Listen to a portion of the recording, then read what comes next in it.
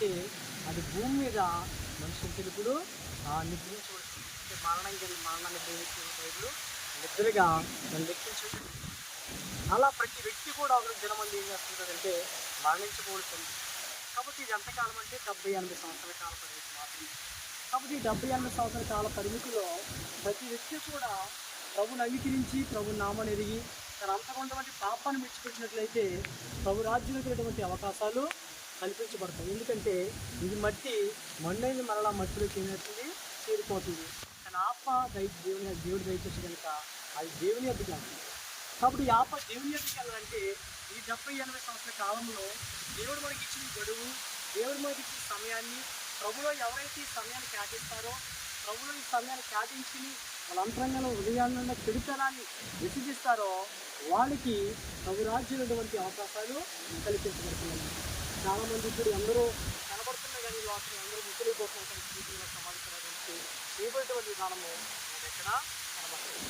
నాన్నగారు అయితే ఇటువంటి వృద్ధాప్యాన్ని చేసి వచ్చినప్పుడు కూడా తన ప్రభుని అంగీకరించి లాస్ట్ గడిలో ఆయన రానటువంటి పక్షంలో ఉన్నప్పుడు కూడా వాళ్ళ ఆయుష్తో ఉన్నాడు, దుఃఖంతో ఉన్నాడు, బాధతో ఉన్నాడు. అయినప్పుడు కూడా నిలబడుతూ ప్రభు సందుకు వచ్చి తన హృదయాన్ని సరిచేసుకోవడం జరిగింది.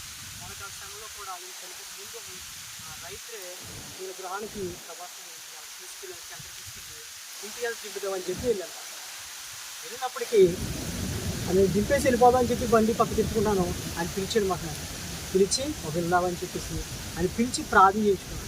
పిలిచి అయ్యా నేను అలా చాలా దగ్గరికి తిరిగాను, ఇప్పుడు నాకు ఆరోగ్యం పోవట్లేదు అని చెప్పేసాను.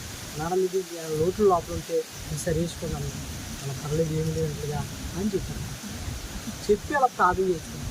అదే ఒకవేళ ఆయన చివరి ప్రార్థనేమో ప్రభు ఆ సమయానికి దేవుడు అనిపించాడేమో అది చాలా ఆశ్చర్యం ఉంటుంది. ఎందుకంటే ఆయన పిలిచి ఈనాడు చాలా మందికి దేవుడి సువార్త అందించబడుతుంది, దేవుని సత్యము వివరించబడుతుంది, కానీ గ్రహించుకోలేకపోతున్నారు. కానీ ఆయన విషయంలో ప్రభుకి స్థానం ఇవ్వగలదు. కాబట్టి ప్రభు ఎప్పటికీ అటువంటి వచ్చింది ప్రభు రాజ్యంలో స్థానం ఇవ్వడానికైనా సిద్ధపడింది. ఈ కొంచెం సమయంలో ప్రభుత్వం స్థానం ఇస్తే ప్రభు రాజ్యంలో చేయటువంటి అవకాశాలు కల్పిస్తారు. ఈ కొంచెం స్థానంలో మనిషి చేస్తాడు లోకానికి పాపానికి ఆలోచన కలిగిస్తారని ఎప్పుడు జీవితానికి కొనసాగించబడుతున్నారు తప్ప ఒకవేళ జనం నేను మట్టిలో వెళ్ళిపోవలసిన వాడినే, ఇది మట్టి అయిపోద్ది, ఈ మట్టిలో ఉన్న నేను ఆ మహిమలోకి చేర్చబడాలంటే యాపని సిద్ధపరచుకోవాలి, యాపని మెరుగుపెట్టుకున్నటువంటి విధానం మాత్రం క్రైస్తవ జీవితంలో అది కనబడుతుంది. ఒక జనమందు పడిపోతున్నారు. అలా ఎంతమంది విధానం కలిగి చెప్తేనే కానీ